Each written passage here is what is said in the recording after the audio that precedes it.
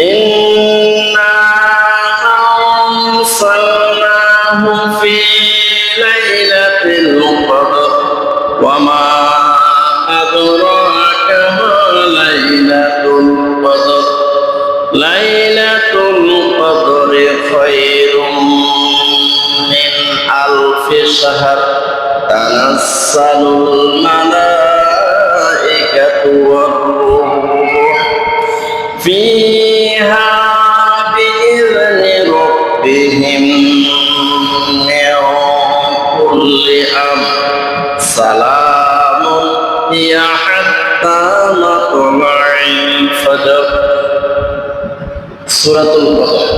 রাসূলুল্লাহ সাল্লাল্লাহু আলাইহি ওয়াসাল্লাম একদিন ওয়াজ করতেছিলেন সাহাবায়ে কেরামদের সামনে। রাসূলুল্লাহ সাল্লাল্লাহু আলাইহি ওয়াসাল্লাম বক্তব্যের এক মুহূর্তে বললেন, বনী ইসরাইলের উম্মতের মধ্যে একজন উম্মত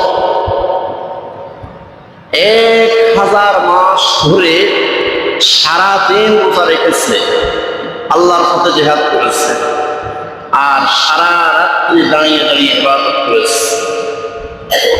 সাহাবায়ে কেরাম রিদওয়ানুল্লাহি তাআলা আলাইহিম আজমাইন রাসূলুল্লাহ সাল্লাল্লাহু আলাইহি ওয়াসাল্লামকে বললেন, ইয়া রাসূলুল্লাহ সাল্লাল্লাহু আলাইহি ওয়াসাল্লাম, বনী ইসরাইলের নবীদের উম্মতেরা হাজার হাজার বছর ধরে হায়াত পাইত, ওনারা বেশি বেশি ইবাদত করার সুযোগ পাইত, কিন্তু আমরা আখির নবী মুহাম্মদ রাসূলুল্লাহ সাল্লাল্লাহু আলাইহি ওয়াসাল্লামের উম্মত, আমরা তো এত হায়াত পাই না, এত ইবাদত করার সুযোগ আমরা কিভাবে পাব?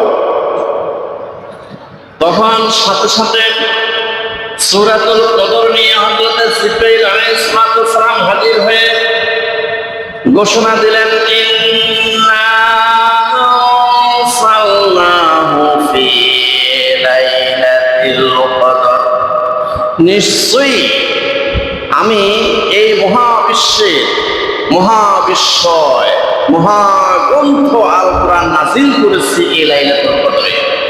মহিমান্বিত গৌরবান্বিত মর্যাদাপূর্ণ রাত্রে এই কোরআন আমি নাযিল করেছি। ওয়ামা আদরাকা মা লাইলাতুল কদর, আল্লাহ পাক সুবহানাহু ওয়া তাআলা প্রশ্ন করতেছেন, ইয়া রাসূলুল্লাহ সাল্লাল্লাহু আলাইহি ওয়াসাল্লাম, লাইলাতুল কদর কি? মহিমান্বিত গৌরবান্বিত মর্যাদাপূর্ণ রাত্রিটা কি, সেটা কি আপনি জানেন? আল্লাহ পাক আবার নিজে জবাব দিয়ে দিলেন, লাইলাতুল কদরি খায়রুম মিন আলফি শাহর। আল্লাহ পাক জবাব দিলেন, এই লাইলাতুল কদর হলো 1000 মাসের চেয়ে উত্তম একটি রাত্রি। সুবহানাল্লাহ, 1000 মাস যদি হিসাব করি তাহলে 83 বছর 4 মাস।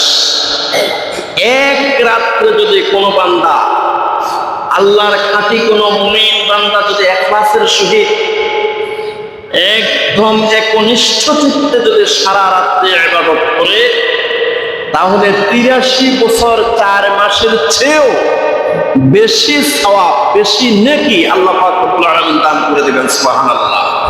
লাইলাতুল কদরি খায়রুম মিন আলফি শাহর, এই লাইলাতুল কদরটা হলো 1000 মাসের চেয়ে উত্তম একটি রাত্রি। তানাজ্জালুল মালাইকাতু ওয়ার রূহ, এই লাইলাতুল কদরে আল্লাহ সুবহানাহু ওয়া তাআলার হুকুমে lakh lakh crore crore million billion trillion অক্টালিয়ন শ্রেষ্ঠরা এই জমিনে আগমন করেন। তানাজ্জালুল মালাইকাতু ওয়ার রূহ, এবং জিবরাইল আলাইহিস সালামও এই জমিনে অবতরণ করেন।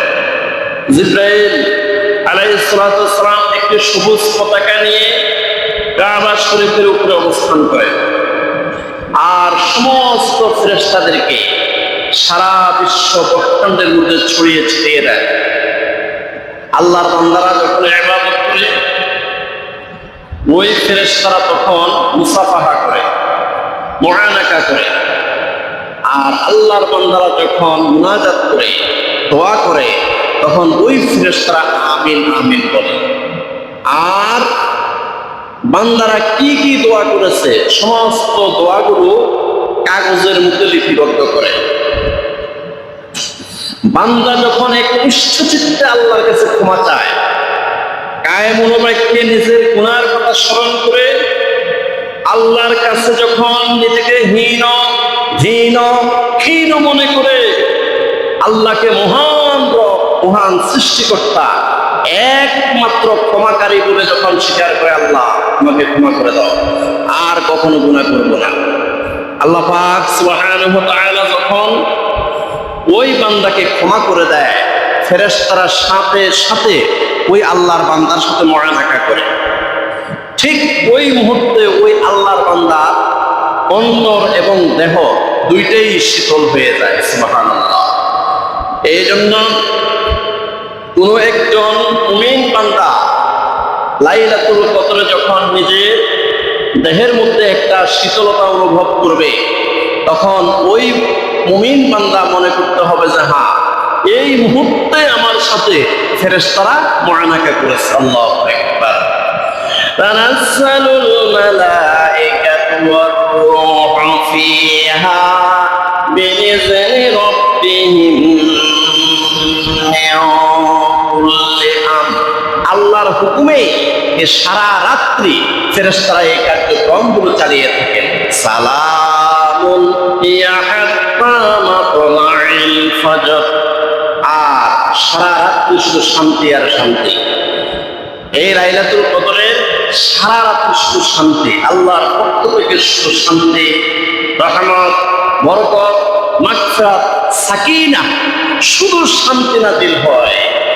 শুধু আল্লাহর বান্দারা চাইবে আর আল্লাহ পাক দিয়ে দিবেন। সুবহানাল্লাহ। কতক্ষণ পর্যন্ত? সালামুন হিয়া হাত্তা মাতলাইল ফজর। একদম ফজরের আযান পর্যন্ত এই কার্যক্রমটা চলে থাকে। যখন ফজরের ওয়াক্ত হয়ে যায়, তখন সমস্ত ফেরেশতারা হযরতে জিবরাইল আলাইহিস সালামের সাথে মিট করেন। কাবা শরীফের ছাদের উপরে জিবরাইল আলাইহিস সালামের সাথে মিট করে সমস্ত দোয়াগুলো জিবরাইল আলাইহিস সালামের কাছে অর্পণ করেন। জিবরাইল আলাইহিস সালাম সমস্ত বান্দাদের দোয়াগুলো নিয়ে আল্লাহ সুবহানাহু ওয়া তাআলার কাছে পৌঁছে যান। আর রহমানু আলাল আরশি ইস্তাওয়া। আরশের উপরে আল্লাহ সুবহানাহু ওয়া তাআলার নিকটে দোয়াগুলো পৌঁছে দেন। আল্লাহ সুবহানাহু ওয়া তাআলা বলেন, জিবরাইল আলাইহিস সালাম, তুমি কি নিয়ে এসেছো? জিবরাইল আলাইহিস সালাম বলেন, আল্লাহ, এই লাইলাতুল কদরে আপনার বান্দারা যে সমস্ত দোয়া করেছে, এই দোয়াগুলো নিয়ে এসেছি। আল্লাহ রাব্বুল আলামিন এক এক করে জিজ্ঞেস করতে থাকেন, আমার বান্দারা কি কি দোয়া করেছে? জিবরাইল আলাইহিস সালাম এক এক করে বলতে থাকেন, আপনার অমুক বান্দা এই দোয়া করেছে, অমুক বান্দা এই দোয়া করেছে। আল্লাহ রাব্বুল আলামিন সাথে সাথে জবাব দিয়ে দেন, আমিও সেই বান্দাগুলোর সমস্ত দোয়া কবুল করে নিলাম। সুবহানাল্লাহ। এই লাইলাতুল কদরে আমরা কি দোয়া করব? কোন দোয়াটা সবচেয়ে বেশি করব? আন আয়েশা রাদিয়াল্লাহু তাআলা আনহা বলেন, قلت يا رسول الله صلى الله عليه وسلم أرأيت إن علمت أي ليلة القدر ما أقول فيها؟ قال قولي اللهم إنك عفو تحب العفو فاعف عني। ইবনে মাজাহ শরীফের 3850 নম্বর সহিহ হাদিস। আম্মা জান হযরত আয়েশা সিদ্দিকা রাদিয়াল্লাহু তাআলা আনহা থেকে বর্ণিত। قالت قلت يا رسول الله صلى الله عليه وسلم। তিনি বলেন, আমি একদিন রাসূলুল্লাহ সাল্লাল্লাহু আলাইহি ওয়াসাল্লামকে জিজ্ঞাসা করলাম, ইয়া রাসূলুল্লাহ সাল্লাল্লাহু আলাইহি ওয়াসাল্লাম, আরআইতা ইন আলিমতু আইয়ু লাইলাতিন লাইলাতুল কদর মা কুলু ফিহা। ইয়া রাসূলুল্লাহ সাল্লাল্লাহু আলাইহি ওয়াসাল্লাম, আমি যদি জানতে পারি, আমি যদি বুঝতে পারি আজকের রাত্রিটাই হলো লাইলাতুল কদর, তাহলে এই লাইলাতুল কদরে আমি কোন দোয়াটা সবচেয়ে বেশি বেশি করে করব? বলা বলি আল্লাহুম্মা ইন্নাকা আফুউন তুহিব্বুল আফওয়া ফা'ফু আন্নী। তখন রাসূলুল্লাহ সাল্লাল্লাহু আলাইহি ওয়াসাল্লাম বললেন, তুমি যদি জানতে পারো আজকের রাত্রিটাই লাইলাতুল কদর, তাহলে তুমি এই দোয়াটাই বেশি করবে। আল্লাহুম্মা, হে আল্লাহ, ইন্নাকা আফুউন, আল্লাহ আপনি তো ক্ষমাশীল, তুহিব্বুল আফওয়া, আল্লাহ আপনি তো ক্ষমাকে ভালোবাসেন, ফা'ফু আন্নী, অতএব আমাকে ক্ষমা করে দেন। চিন্তা করেন, তিনটা কথা বলেছে, তিনটেই ক্ষমার কথা বলেছে। আল্লাহুম্মা ইন্নাকা আফুউন, হে আল্লাহ আপনি ক্ষমাশীল, তুহিব্বুল আফওয়া, আল্লাহ আপনি ক্ষমাকে ভালোবাসেন, ফা'ফু আন্নী, আমাকে ক্ষমা করে দেন। কারণ একটা বান্দাকে যদি আল্লাহ রাব্বুল আলামিন ক্ষমা করে দেয়, তার দুনিয়া ও আখিরাতে আর কিছুই বাকি থাকে না। আল্লাহ পাক যাকে ক্ষমা করে দেবে, তার জন্য জান্নাতের অভাব হবে না, তার জন্য জান্নাতের সুখ শান্তির অভাব হবে না, তার জন্য ফুলসরাত পার হওয়া কোনো কঠিন হবে না, তার মিজানের ডান পাল্লা ভারী হবে কিনা এটাও চিন্তা করতে হবে না। ওই আল্লাহর বান্দা হাসরের ময়দানে ডান হাতে আমলনামা পাবে কিনা এটাও চিন্তা করতে হবে না। যদি আল্লাহ পাক রব্বুল আলামিন ওই বান্দাকে ক্ষমা করে দেয়, আর কোনো চিন্তা থাকবে না। এই জন্য এই লাইলাতুল কদর যদি তোমরা পেয়ে থাকো, তাহলে তোমরা সবচেয়ে বেশি যে দোয়াটা করবে সেটা হলো, আল্লাহ আমাকে ক্ষমা করে দাও, আল্লাহ আমাকে ক্ষমা করে দাও।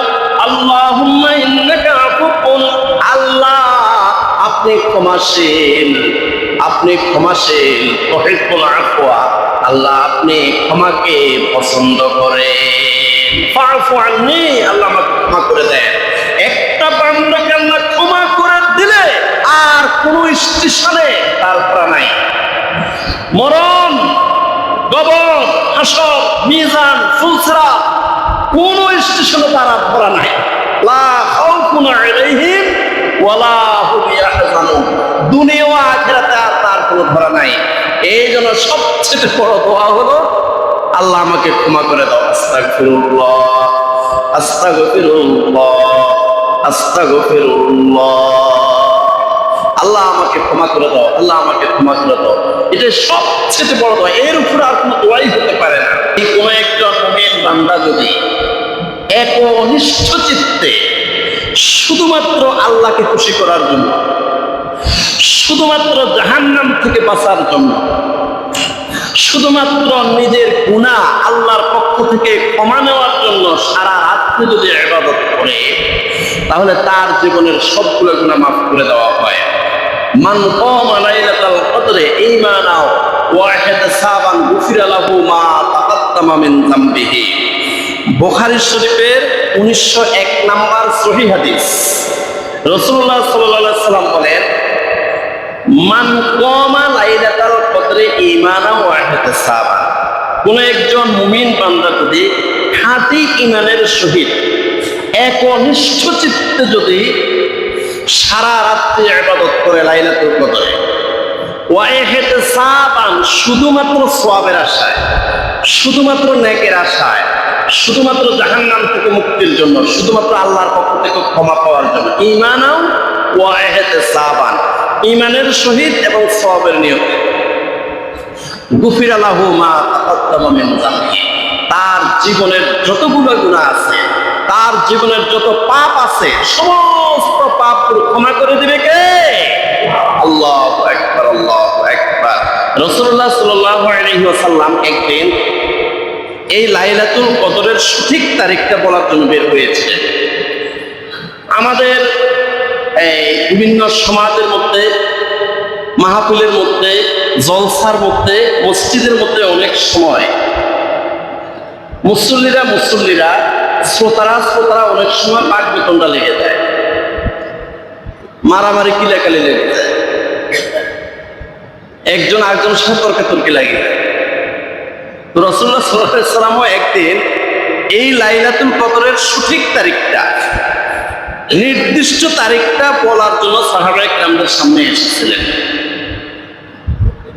عن عبادة بن الصامت رضي الله تعالى عنه قال خرج رسول الله صلى الله عليه وسلم ليخبرنا بليلة القدر فتلاحى رجلان من المسلمين فقال رسول الله صلى الله عليه وسلم خرجت لأخبركم بليلة القدر فتلاحى فلان وفلان فرفعت وعسى أن يكون خيرا لكم فالتمسوها في التاسعة والسابعة والخامسة। বুখারী শরীফের 49 নম্বর সহিহ হাদিস। এই হাদিসে বলা হয়েছে আন উবাদা ইবনে সামিত রাদিয়াল্লাহু তাআলা আনহু, হযরত উবাদা ইবনে সামিত রাদিয়াল্লাহু তাআলা আনহু থেকে বর্ণিত বলা, খরাজা রাসূলুল্লাহ সাল্লাল্লাহু আলাইহি ওয়াসাল্লাম লিয়ুখবিরানা বিলাইলাতুল কদর। একদিন রাসূলুল্লাহ সাল্লাল্লাহু আলাইহি ওয়াসাল্লাম লাইলাতুল কদরের নির্দিষ্ট তারিখটা বলার জন্য আমাদের সামনে এসেছেন। আমরা জড়ো হয়ে বসে আছি, আমাদের সামনে রাসূলুল্লাহ সাল্লাল্লাহু আলাইহি ওয়াসাল্লাম লাইলাতুল কদরের নির্দিষ্ট তারিখটা বলার জন্য এসেছিলেন।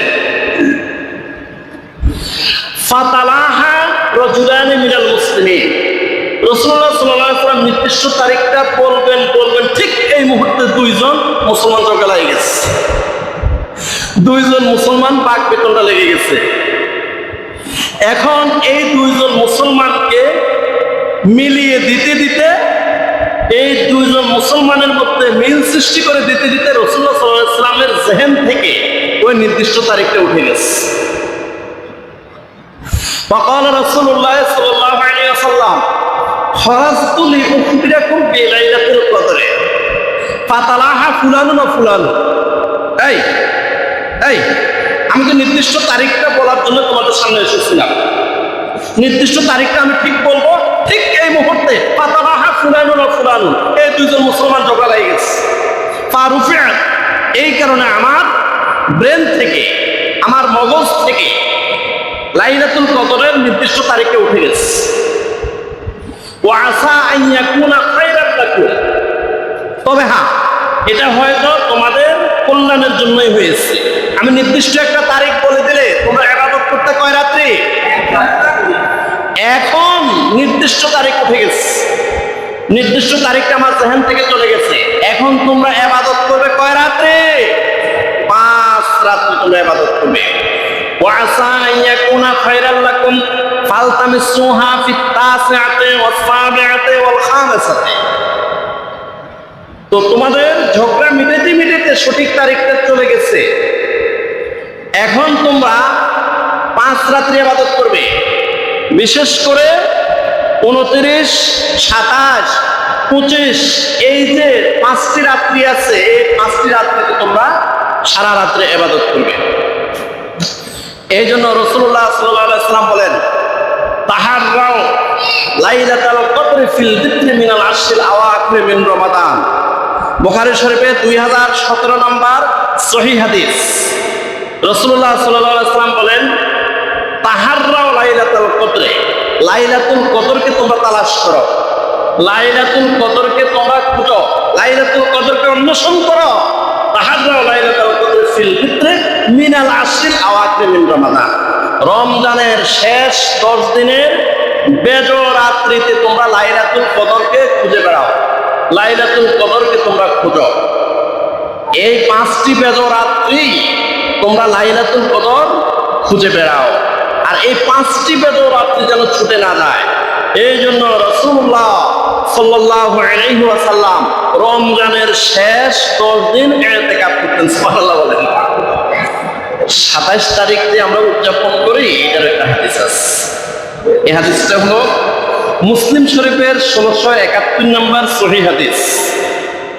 عن أبي بن كعب رضي الله تعالى عنه قال أبي رضي الله تعالى عنه, হযরতে উবাই ইবনে কাব রাদিয়াল্লাহু তাআলা আনহু থেকে বর্ণিত, তিনি বলেন, ফি লাইলাতুল কদর, লাইলাতুল কদরের ব্যাপারে হযরতে উবাই রাদিয়াল্লাহু তাআলা আনহু বলেন, ওয়াল্লাহি লা আ'লামুহা, আল্লাহর কসম দিয়ে বলতেছি আমি অধিক জ্ঞাত আছি, আমি অধিক জানি, এই লাইলাতুল কদরের ব্যাপারে আমি বেশি জানি।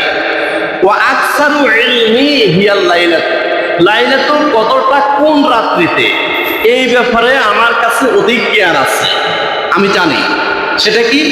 আল্লাতী আমারানা রাসূলুল্লাহ সাল্লাল্লাহু আলাইহি ওয়াসাল্লাম বিকিয়ামিহা, কারণ রাসূলুল্লাহ সাল্লাল্লাহু আলাইহি ওয়াসাল্লাম আমি উবাই ইবনে কাব রাদিয়াল্লাহু তাআলা আনহুকে একদিন নির্দেশ দিয়েছেন যে বিকিয়ামিহা, হে উবাই ইবনে কাব রাদিয়াল্লাহু তাআলা আনহু, তুমি এই রাত্রিতে সারা রাত জাগ্রত থাকো, সারা রাত এই রাত্রিতে জাগ্রত থাকো।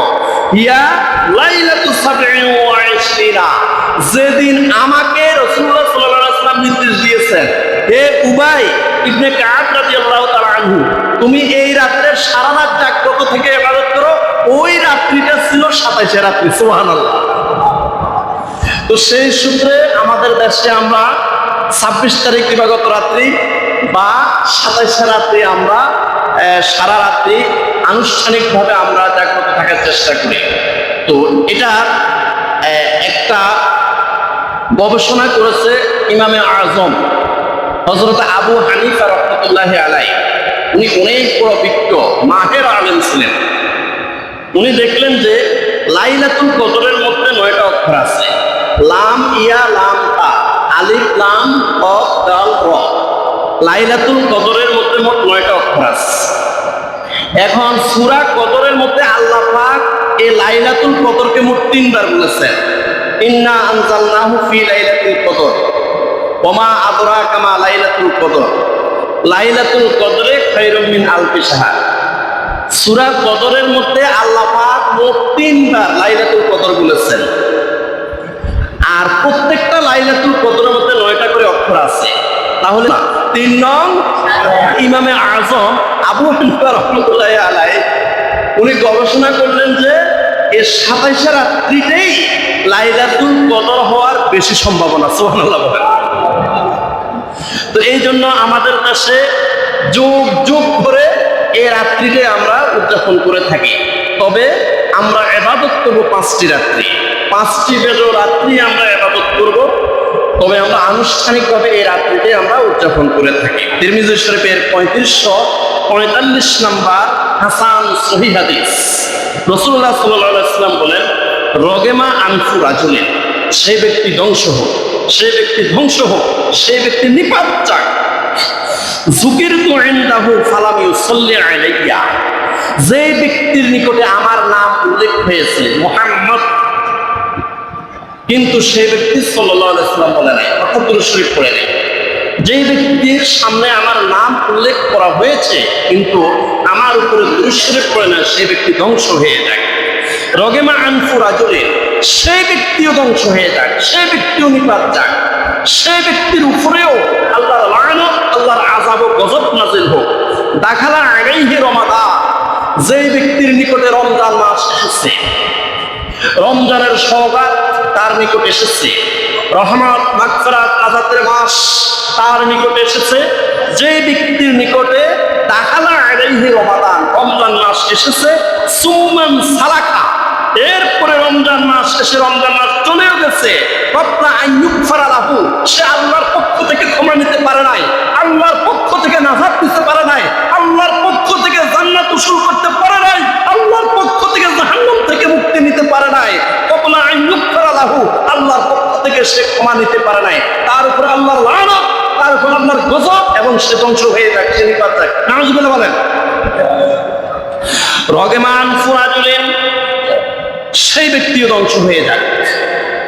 আতরাকা ইনদাহু আবাওয়াহুল কিবারা, যেই ব্যক্তির নিকটে তার পিতামাতা বৃদ্ধ অবস্থায় উপনীত হয়েছে, যেই ব্যক্তি তার পিতামাতাকে বৃদ্ধ অবস্থায় পেয়েছে, ফালাম ইউদখিলাহুল জান্নাতা, কিন্তু তার পিতামাতা তাকে জান্নাতে প্রবেশ করাতে পারে নাই, অর্থাৎ পিতামাতার সন্তুষ্টি নিয়ে সে জান্নাতে প্রবেশ করতে পারে না, সে ব্যক্তিও ধ্বংস হয়ে যাক, সে ব্যক্তিও নিপাত যাক। এই জন্য ভাই, পিতামাতা যত পাগলই হোক না কেন, পিতামাতা আপনাকে সম্পদ থেকে বিতাড়িত করুক না কেন, পিতামাতা আপনাকে আঘাত করুক না কেন, পিতামাতা এক সেটিয়া অন্য ছেলের প্রতি আদর মহাব্বত দেখে সব সম্পদ দিয়ে দেয়, কোনো সমস্যা নাই। তারপরে হুমা জান্নাতুকা ওয়া নারুকা, এই পিতামাতার সন্তুষ্টিতে আপনার জান্নাত, এই পিতামাতার অসন্তুষ্টিতে আপনার জাহান্নাম। আপনি যতটুকু করবেন ফিডব্যাক আপনার ছেলে মেয়েদের থেকে ততটুকু পাবেন। আপনি যদি পিতামাতার সাথে অন্যায় আচরণ করেন, দেখতা কর্মশিক্ষা, আপনার সন্তানও সে আচরণ আপনার সাথে একদিন নয় একদিন করবে।